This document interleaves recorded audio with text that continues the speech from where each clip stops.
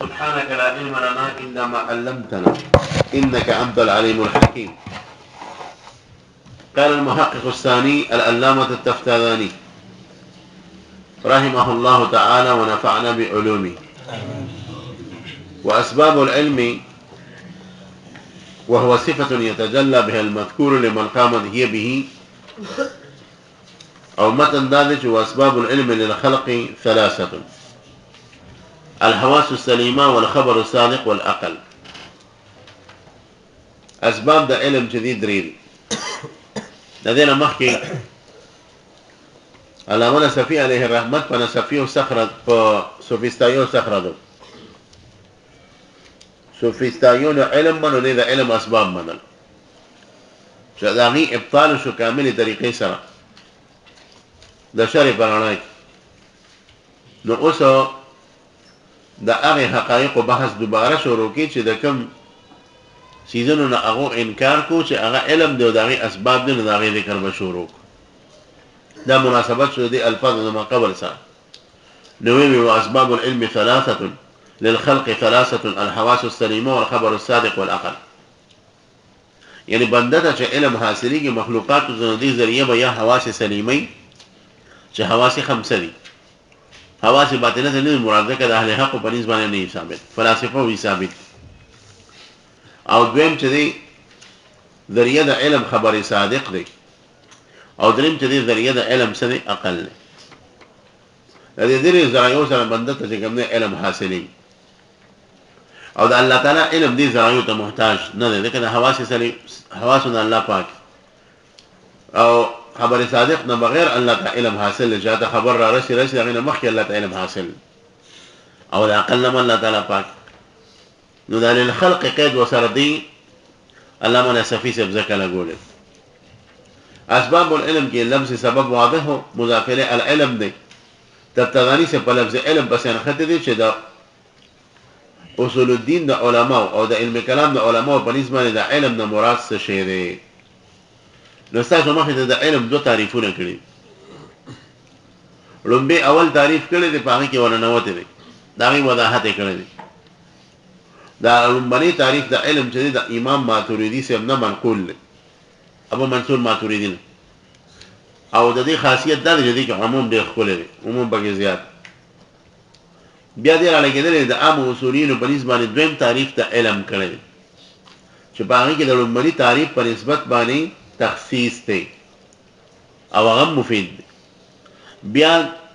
بظاهر دویم تعریف او لومبني تعریف په مس کې تعارض دی، خو دې را لګیدل د داسې یو نقطې په لومبني تعریف کې لګولې ده چې لومبني تعریف د دویم تر مات کړی دی. نو به اتحاد راوسته دي د دوه تعریفونو په منځ کې د علم پېښ. نو وی واسباب العلم وهو صفه، دا اسباب د علم چې دینو وهو دا علم د توحید هو صفه دا یو صفت دی يتجلى بها المذكور لمن قامت هي به. يتجلى بمعنى ينكشف سر بها كده باس وبيض او هذا مرد صفات تراجع او المذكور د دې معنی څه ده؟ المذكور معنی دا چې ما من شانه ان يذكر، ما من شانه ان يذكر سواء كان بالفعل موجودا او معدوما. المذكور معنی دا ما من شانه ان يذكر سواء كان بالفعل موجودا او معدوما. بالفعل کا موجود او کنه معدوم ممکنی خو شان دا غیدای چې هغه ته ذکر کول شي. نو دغه مذکور چې دی دا مذکور نو دا د علم د صفت په ذریعه سره هغه کس ته واضحي د چا سره چې د علم د صفت قائم نه یعنی هغه مقام به ته. مثلا ما دا وایي چې دو نشار اوس دا دو نشار یو مذکور دی. دا مذکور چې کوم دی ما ته واضح شو، ما ته پته ولګي دو نشار څه مطلب دی، دا د ما ذهن واغست، خو په سبب د هغه صفت باندې چې صفت د علم د زما ذهن سره قائم دی. دا علم په ذریعه سره ما ته پته ولګي دو نشار، دا دو نشار مذکور شو. نو دا چې په خپل راولې دا موجود مذکور موجود شو او چې نه په ذهن کې دراشي په خپل باندې مراوله چې یاره دو نشار نه په ذهن کې راځي نو بیا د دې دوه نچار مذکورو وضاحت شو په سبب د هغه صفت سره ستا ذهن سره قائم دی جاسه شه د علم نو په ذهن کې به ته پېښ وګڼې دوه نچار نو دلته د مذکور نه مراد هغه معدوم نو مذکور لفظ چې وې ا دې مطلب دا دی چې مذکور چې دی يمكن ان يذكر سواء كان موجودا بالفعل او معدوما بالفعل خبره باندې پېښ وګڼې دې ټولو ته شامل شو موجود ته شامل شو معدوم ته شامل شو خو چې دا کوم صفت علم په وجه سره دغه مذکور تا ته واضح کیږي نو دغه ته علم ویل شي خبره باندې پېښ وګڼې سوي او صفت دا یو صفت چې منکشف کیږي په سبب د صفت سره هغه مذکور لمن هغه کستا قامت هي چې قائم شي دغه صفت به په دغه کس پورې لمن کې د من موصوله ده قامت هي کې د هي د قامت لپاره فاعل له او دا به کې دا مجرور دا ضمیر د من تراجع پېښ او دا یو صفت دی چې واضحي او منکشف کیږي په سبب د صفت سره هغه مذکور لمن هغه چاته واضحيږي قامت هي چې قائم شي دا صفت ته علم به په هغه من پورې خبره باندې پېښ وګڼه دیو سره لګي دا وضاحت کی ایتضح ويذكر دا يتضح ويذكر دا يتجلى تفسیر کې ښا یعنی يتضح او واضحيږي ويظهر او ظاهريږي ما غسو يذكر چې ذکر کولی شي ما غسو يذكر چې ذکر کولی شي او ورپسې بیا ویلي او يمكن ان يعبر عنه موجودا كان او معدوما اشاره کې دې طرف ته چې دغه مذکور چې کوم په تعریف کې ذکر شو د مذکور نه مراد صرف دا نه دی چې بالفعل مذکور وي موجود وي کو بالفعل مذکور نه وي معدوم وي سیدا خود د مذکور نه مراد هغه څه دی چې من شانه ان يذكر سواء كان موجودا او معدوما دغه د دې ويظهر ما يذكر د ما يذكر تفسيري او کو پس سره د تفسیر دا ورپسې ويمكن ان يعبر عنه موجودا كان ومعدوما برابر خبره ده کو چې دا غینه تعبیر کولی شي کو موجود کو معدوم نو هغه په ما يذكر کې راځي پېښ وبګا او تاسو دا غي وضاحت ما په کامل طریقې سره او مې کړتا کنه نو دا شو نو وی فیشمل ادراک الحواس دا تعریف دي شامل شي ادراک د حواس ته او ادراک د عقل ته تصورات او تصدیقات د یقینیون او د غیر یقینیون په دې تعریف کې د عموم راغی ادراک د حواس ته شامل شو ځکه چې ګوره د دې تعریف مونږ وکړو چې دا یو صفت ته واضحي په دې سره مذکور دا مذکور چې من شان ان يذكر سواء كان موجودا او معدوما موجودا بالبصر پېښوي موجودا بالسمع موجودا بالشامه موجودا بالذائقه پېښوي دا ټول په دې مذکور کې رال خبره باندې پېښوي کنه نو اوس وایي چې ادراک د حواس په دې کې رال په دې تعریف کې اهم علم دی ادراک د حواس نه دي دا څه شی دی علم دی نو ګوره تاسو نه زګورم په قوت د بصری سره تاسو د مو په ماته پته دا سجاد دی دا سجاد چې د ما په ځین کې پریوته دا سجاد اسم مسما دا مطلب دا دی چې ما په صفت ته علم سره چې کوم دی په سبب د صفت ته علم سره دی او پیژن په سبب د صفت د علم سره چې کوم دی او پیژن خبره باندې پېښ وکړه نو په دې کې څو کړه حواس رال او ما आवाज اوریدو आवाज زما پریز معروف دی تاریخ مل سے یا ترجمه سے بیان دي غلطه کېدل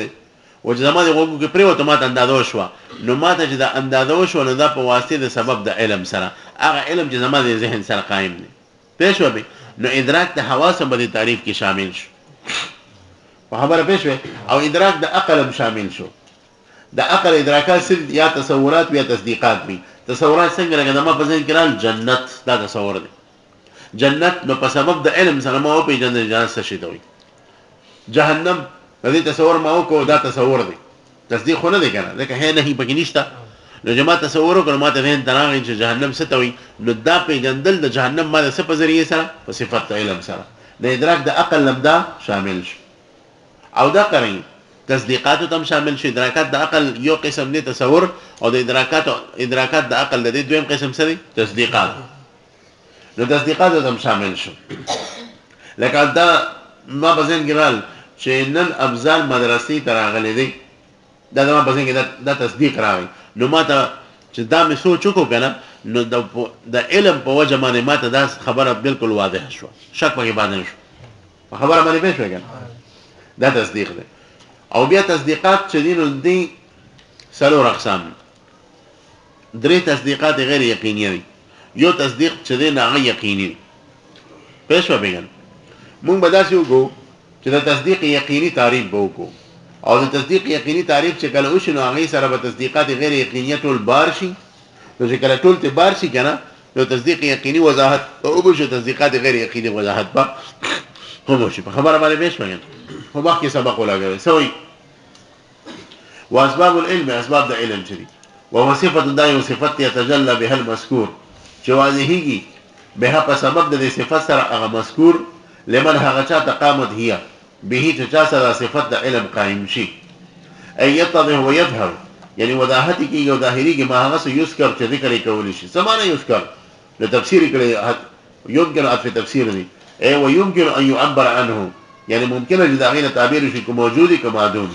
لو فيشتمل ادراك الحواس يشمل لو شاملي کی دا الفاظ دا تعریف ته ادراک ته حواس ته ځکه د حواس په ذریعه سره چې کوم دي ته د اساس معلومات کی او ادراک العقل او ادراک د عقل ته هم شامل شو دا ادراک د عقل به دوه قسمونه دي من التصورات والتصديقات د تصورات او تصدیقات دا ټول ادراکات د عقل دي او بیا د تصدیقات په خپل کول کې په دوه قسمه دي والتصديقات اليقينيه والغير اليقينيه تصديقات يقينيه او غير يقينيه خبر باندې به شو التصديق يقيني تعريف سري التصديق يقيني تعريف هو اعتقاد جازم ثابت مطابق للنفس الامر یا مطابق للواقع هو اعتقاد جازم ثابت مطابق للواقع پیش ہو بگن پیش ہو بخبرہ هو اعتقاد جازم